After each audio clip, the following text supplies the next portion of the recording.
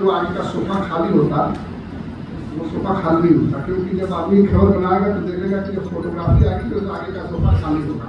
अब आप सोचो कि जब भाई पीछे हट जाते हैं लेकिन बहने का किसी नहीं होती है, जब बताओ कि कहने चला रहे तो आप लोग अगर ऐसे पीछे, हमारी औकात कहाँ है इतनी कि हम किसी चीज़ के संस्थापक हो सकते हैं, जिस संस्थान का स्थापना भगवान खुद ने किया।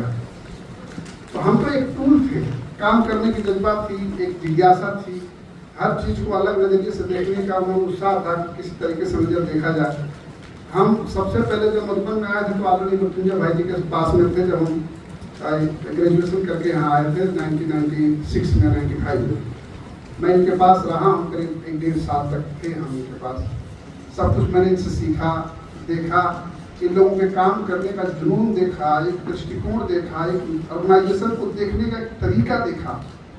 वो जो हमने बड़ों से सीखा, मुझे लगा कि अगर बीके हैं, अगर हमारी ज़िंदगी में ब्राह्मण का खून दौड़ रहा है और लगता है कि नहीं अगर हम बीके बने हैं तो कुछ ऐसा कर जाना चाहिए जब किसी रास्ते से गुजरे या कोई आपके बारे में, जब आप अपने बारे में सोचें तो आपको पश्चाताप न हो कि हमने अपना समय यूं व्यर्थ कर दिया।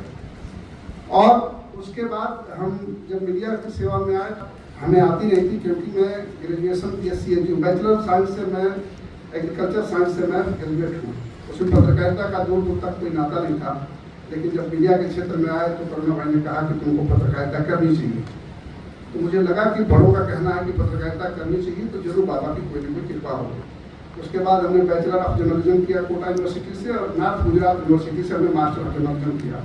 फिर उसके बाद पत्रकारिता की, टेलीविजन में काम किया, और आज भी मैं NDTV चैनल का रिपोर्टर हूँ। अभी भी मेरे पास फोन आ रहा है कि आप लाइव हो जाइए, कि रोड लाइन ने बयान नहीं किया है।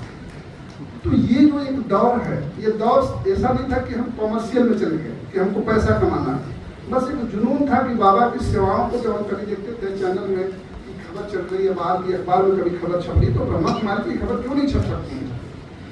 ये जो देखने का एक नजरिया है, उसी पत्रकार को हो सकता है। आपका जो तीसरा नेत्र है, जब तक वो तीसरा नेत्र नहीं खुलेंगे, राजेश जी यहाँ पे बैठे हैं, हमारी एक खबर को इन्होंने बहुत बड़ी तीर से ताड़ बना दिया।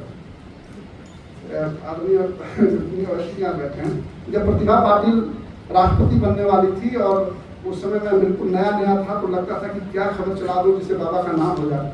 उस कहानी को मैं इसलिए बता देता हूँ ताकि जब आप लोग ट्रेनिंग करेंगे तो आप अपने तीसरे आंख को खोल के बैठेंगे, झपकी नहीं जाएगी। उसमें यह था कि प्रतिभा पाटिल यहाँ आई थी और तब राजस्थान की राज्यपाल 4 में साल